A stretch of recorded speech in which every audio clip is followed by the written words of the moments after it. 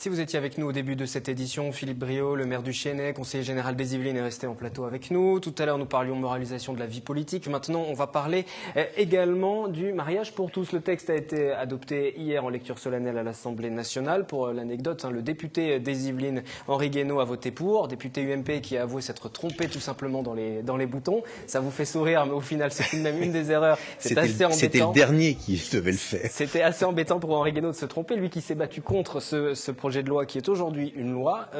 Comme c'est aujourd'hui une loi, il reste encore ensuite la saisie du Conseil constitutionnel. Mais est-ce que vous allez ou non célébrer les mariages ou est-ce que vous vous y opposerez en tant que maire? Alors, si les textes de promulgation passent et que le Conseil constitutionnel donne son accord, vous célébrerez les mariages? Je ne ferai pas de mariage homosexuel. Vous n'en ferez pas dans votre mairie, ni vous ni vos adjoints? Vous m'avez posé une question pour moi. Et vos adjoints? Personnellement, je ne le ferai pas. Vous n'empêcherez pas vos adjoints de le faire? Je ne répondrai pas pour mes adjoints. Je sais déjà ce qu'ils pensent. Et de toutes les façons, il y aura toujours une délégation possible, puisque le maire et les adjoints peuvent le faire. Si je refuse la délégation, le mariage ne peut pas se faire. Il y a une loi, nous ferons ce qu'il faut pour la faire respecter. Vous ferez comment? Qui célébrera ces mariages? Et bien à ce moment-là, je peux donner une délégation à un membre du Conseil.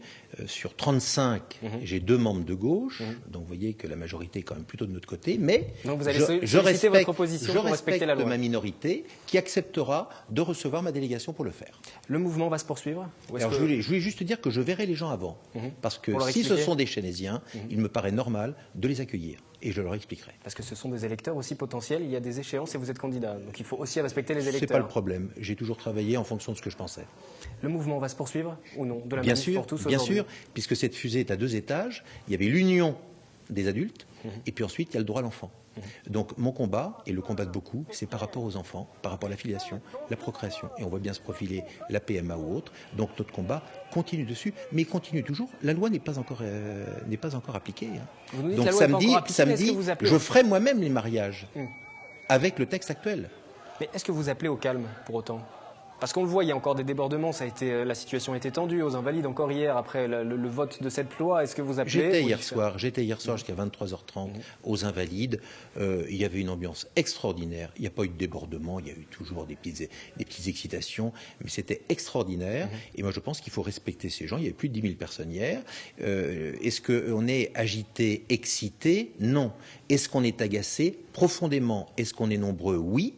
Et agacés et nombreux, qu'est-ce que ça peut faire? C'est une révolte aujourd'hui. Nous sommes face à une révolte. Est-ce que vous appelez plutôt au calme ou est-ce que vous appelez justement à cette révolte? Non, moi absolument pas. Je ne suis pas du tout pour le calme. Je suis pour continuer notre action qui doit être couplée avec les manifestations dans la rue. C'est la manif pour tous.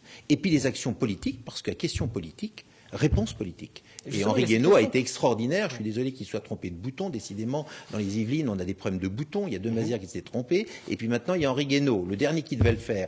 Mais il faut reconnaître quand même Henri Guénaud que c'est quand même un sacré guerrier et que depuis pas mal de semaines et mois, il s'est engagé. Vous parlez justement de l'aspect politique. C'est la suite qui sera donnée à ce mouvement aussi maintenant qui se pose. Est-ce qu'il y aura par exemple, c'est ce qu'a laissé entendre Brigitte Bardot ou encore Christine Boutin, des candidats manif pour tous aux élections municipales? Vous ne croyez pas que 730 000 pétitions citoyennes montrent qu'il y a un désaveu des partis politiques? Ça veut dire qu'aujourd'hui, il y a rassemblé dans votre mairie d'ailleurs, je le reprécise, puisque vous avez... Non pas dans la mairie, mais dans la commune, dans des salles mises à disposition de notre association. La transparence politique, vous l'avez dit tout à l'heure. Donc oui, 730 000 personnes ont montré qu'il était nécessaire qu'il y ait une action aujourd'hui du peuple pour reprendre le pouvoir. C'est cela. Et je pense que les partis politiques en sont conscients et sont en train de regarder le sujet.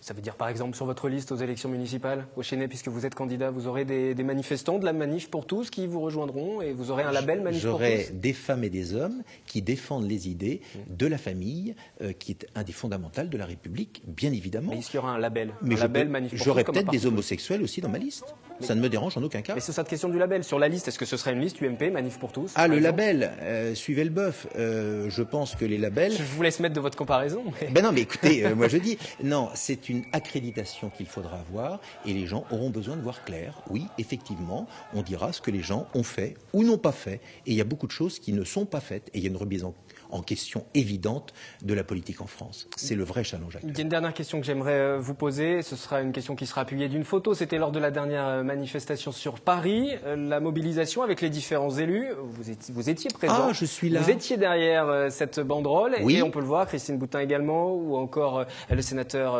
Alain Gournac également. Et surtout, on voit Gilbert Collard, le député du Rassemblement Bleu Marine, député Front National. Oui, ça a beaucoup fait parler, cette photo, le fait que des élus UMP soient à côté des élus Front National. Est-ce que ça vous a gêné un moment de la manifestation d'être à côté de Gilbert Collard? Mais je pense que toutes celles et ceux qui défendent les valeurs ne doivent pas être rejetés et que moi je défends des idées. À partir du moment où les personnes défendent des idées, imaginons que Gilbert Collard fasse le mémoire pour défendre au Conseil constitutionnel. Est-ce que les gens l'accepteraient ou pas?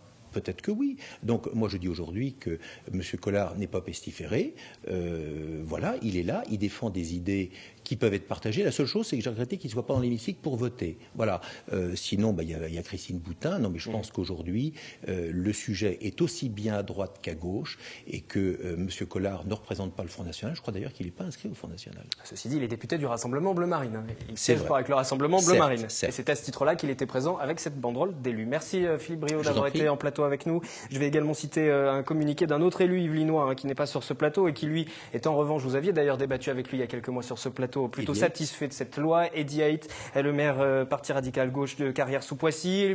Je le cite, le 23 avril est désormais une date à rajouter à la longue liste des moments marquants de l'histoire pour la lutte pour l'égalité des droits. Merci à vous. Nous verrons maintenant ce qu'en pense le Conseil constitutionnel puisqu'il a été également saisi. Et puis ensuite viendra le temps de la publication des décrets.